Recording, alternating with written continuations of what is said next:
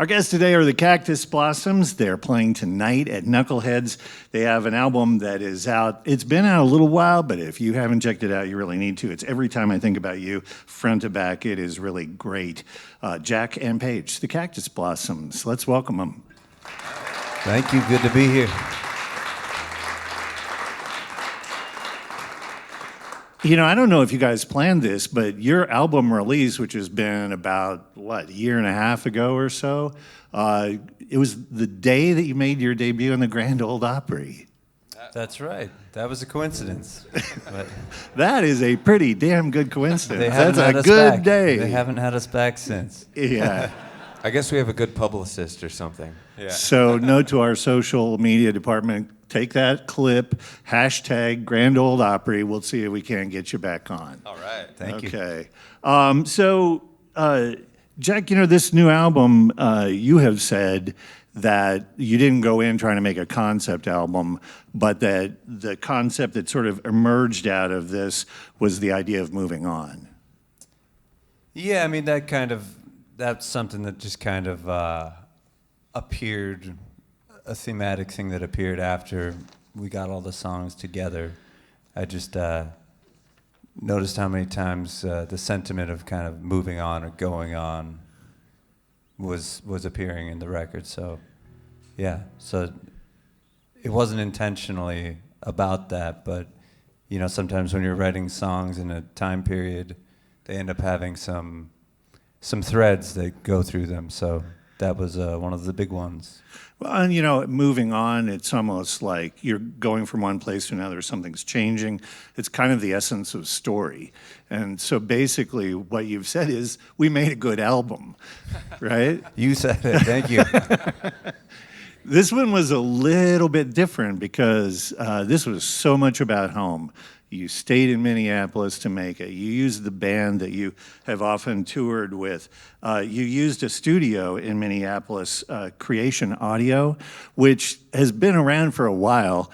I mean, you know, the Trashmen did Surfin' Bird there, so, you know. Yeah, it's had a lot of iterations over the years. I think it was an old theater, and then it became a studio in the 50s by this guy, Bruce Swedian, and then it's changed hands probably 40 times since then, but wow, it's a great spot. Replacements did the album Tim there. Yep. So I mean, there's a lot of storied music that's gone through there. And then on top of all of that, as if this wasn't Minneapolis centric enough, you used a Minneapolis artist for the cover. Yeah, a Minnesota artist. He's from northern Minnesota, and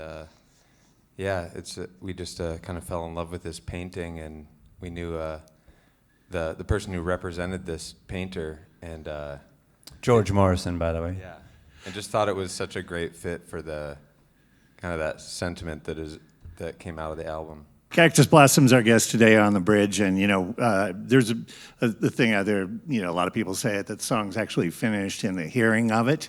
I'm not sure that in the hearing of it that people may have gotten the inspiration for "Hey Baby," which seems to have been a 1978 Datsun camper, and the willingness to drive it representing a seeming death wish. How'd you know that? Did I say that? Are you reading my mind? Yeah, I mean, one of the things, you know, as you get older, you look back and you think, I wouldn't let 24-year-old me drive a 78 Datsun over the mountains, but it was good for me. I wouldn't be here today if I hadn't done that, so kind of works out. Well, that's kind of like the story of like a lot of musicians and you guys as well. It's sort of like nobody ever enters the music business thinking, this is a good idea and this will really work big. Beware anyone who enters it thinking it's a good idea, that's for sure. Yeah.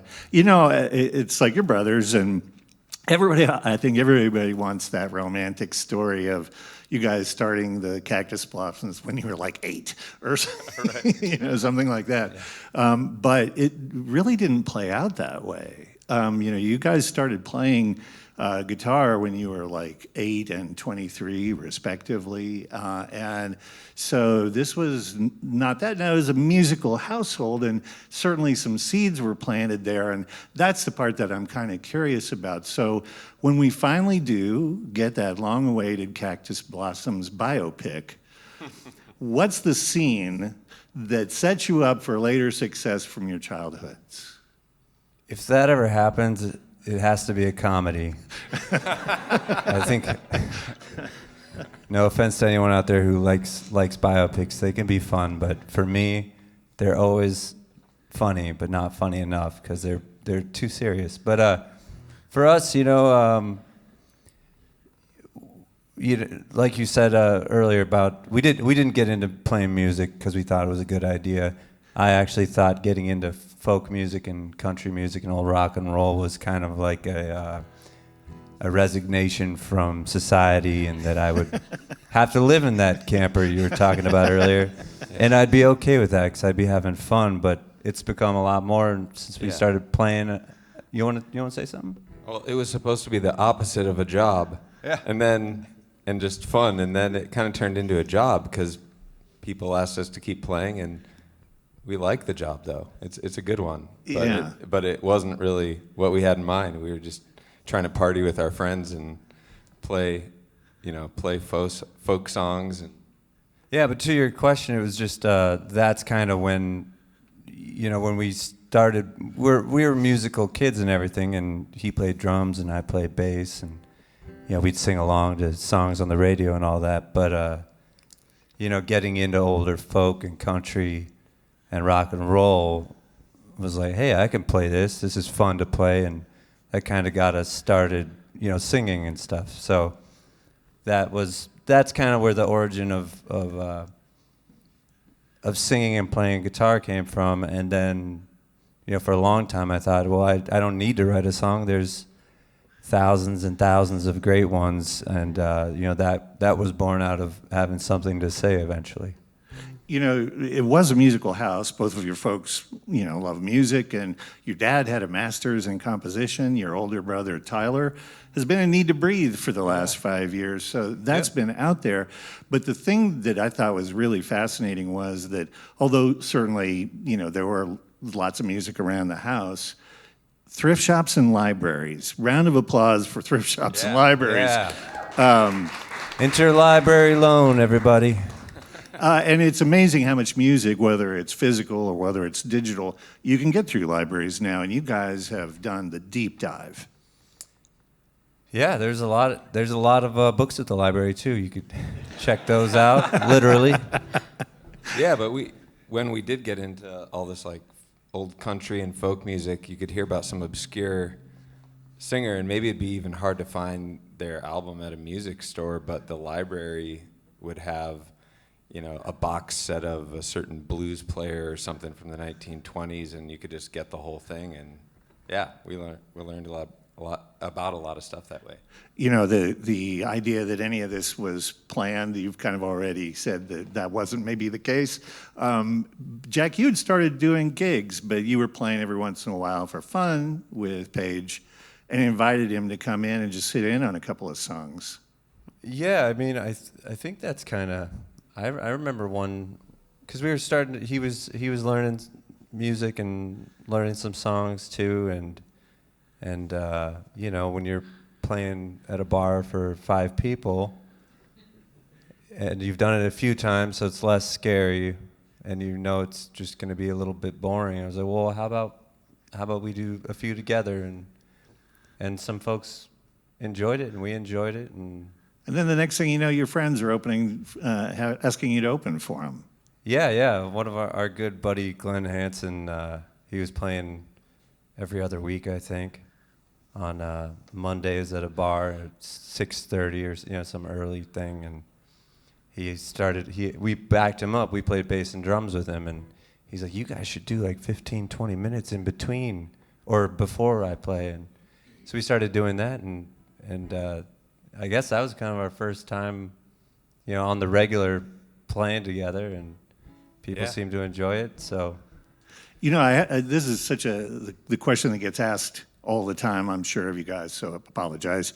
And I think we probably asked it to Joseph, who was in performing earlier this week for us in the same setting. But siblings, it's the blood harmony thing. How do you guys feel about that? Because, I was really taken by one answer that I came across with you guys, in that I always think of it as like, well, the genetics. So it's like something about the vocal cords or whatever. But one of you, and I'm sorry, I don't remember which one, was talking about, well, we grew up together, so we pronounce words the same way. We have the same inflections.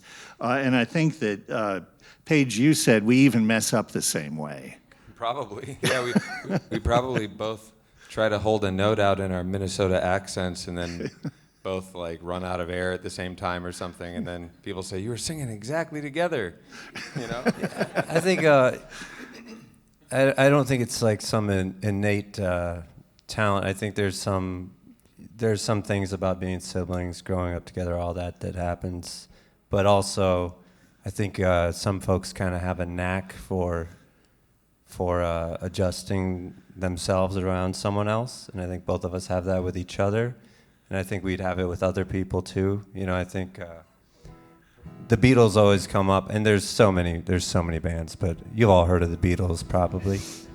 They were really good at singing with each other, and they weren't blood brothers, but the amount of time spent, allowed them to do that pretty well. Jack and Paige, the Cactus Blossoms, our guest today on The Bridge. That's the lead song from Every Time I Think About You. It's Something's Got a Hold on Me. Paige, that was one of yours. The inspirations for that song, Jimmy Rogers, Leadbelly, the Beatles. Yeah. That's a mix. Yeah. Yeah, there was a line in a random Jimmy Rogers song where he goes, I really need... And then he goes into his own song, but I just stole that line from it. And that was a little bit of the inspiration for the song, just being about desperation, how far you'll go, I don't know, maybe even a little bit of why we're driving around the country. Like, what are we doing this for?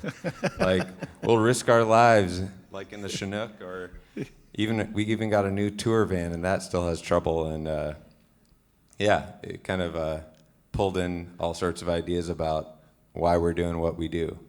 Well, we're glad you're doing it.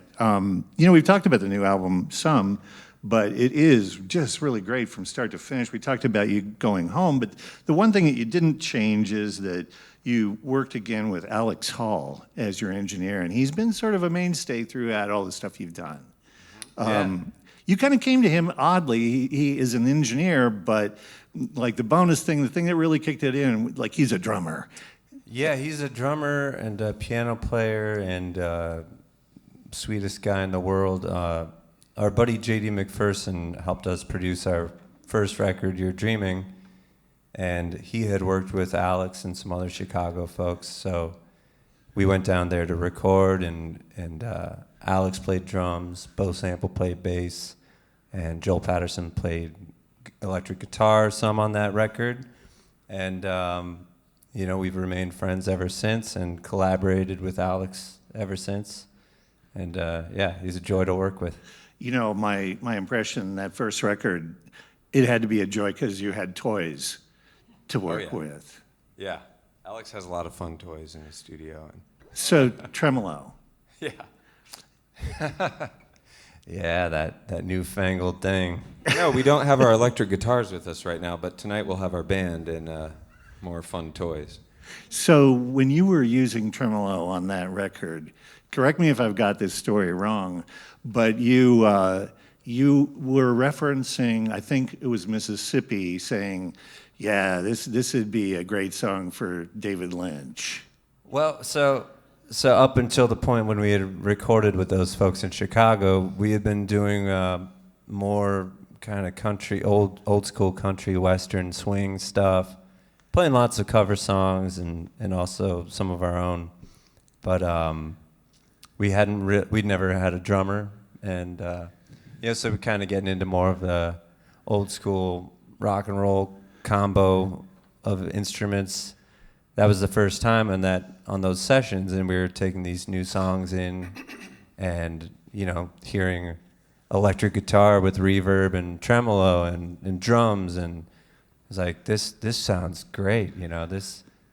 We were listening to playbacks of one of the songs, I think Powder Blue or something, and hear this big tremolo guitar. For those that don't know what tremolo is, it's wah, wah, wah, wah, wah, wah, wah, wah, wah. And I thought, man, this sounds like some David Lynch stuff here. So then, one day, the call comes, and it's David Lynch's people. Yeah, within a couple of years of us saying that happened, and I guess the timing was right. And you did do Mississippi on the revival of Twin Peaks, which had to be I would think that now you would look back and say, did that really happen? It was a highlight for sure. Yeah, it was very, very cool, and we had no idea what we were getting into, and they flew us. Well, they didn't fly us to LA. We flew ourselves out to LA, but we went to the location, and we have no idea what's going to happen, and David Lynch is sitting in the director's chair smoking a cigarette, and gave us the warmest welcome. And I don't know if there's something you want to say about that. Yeah, I mean, it was an incredible thing. It did feel kind of fateful. There are certain moments like that where, I don't know, I don't really believe in manifesting things, but it feels a little bit like that. Yeah. And it happened because you didn't plan it. And also things like that, it's like, this can be a hard thing to do, and sometimes you need the occasional boost of energy to keep it going, and he definitely gave us that. We were in the thick of it's pretty rough touring times, and we had to keep this secret that we were shooting Twin Peaks for a whole year. But the whole year that we knew that and other people didn't, it didn't matter to me if we played the song Mississippi, which is the one that was featured on the show. It didn't matter to me, if we played that song and everyone started talking. I was like, well, it was in Twin Peaks, so it must be okay. David Lynch liked it. And then ever since Twin Peaks, people have started to listen to that song, so I'm thankful. This isn't really a question. It may not go anywhere, but loved the EP you did of Bob Dylan covers in 22. And it always gives fans hope whenever anything is labeled Volume 1. Yeah, we might do too, but Bob Dylan put out his memoir, Chronicles Volume 1, 25 years ago, or 22 years ago or something. We're still waiting for Volume 2. So you're withholding until Bob? It's your move, Bob. It's your move. Okay, our social media department will clip that one and tag Bob. That would be good, because we would love to do that. Jack and Paige, the Cactus Blossoms, playing tonight at Knuckleheads. You get a chance to hear that song again if you go tonight, full band. That'll be great. So playing a new song for us begs the question, how soon do we get the new album? We're not sure yet, but we've been playing some new songs at the shows, so it's still happening. We're working on it, though. Yeah, good. Good deal. Don't wait, though. Go ahead and get the one that's out right now. Every time I think about you, I said it at the beginning of the interview, front to back. It is absolutely great. The Cactus Blossoms playing tonight at Knuckleheads. Jack Page, thanks again. Appreciate so much you coming in and sharing the music with us, the conversation today on the Bridge. Thank you for having us. Thanks so much. Thank you. Now available on 90.9 The Bridge YouTube.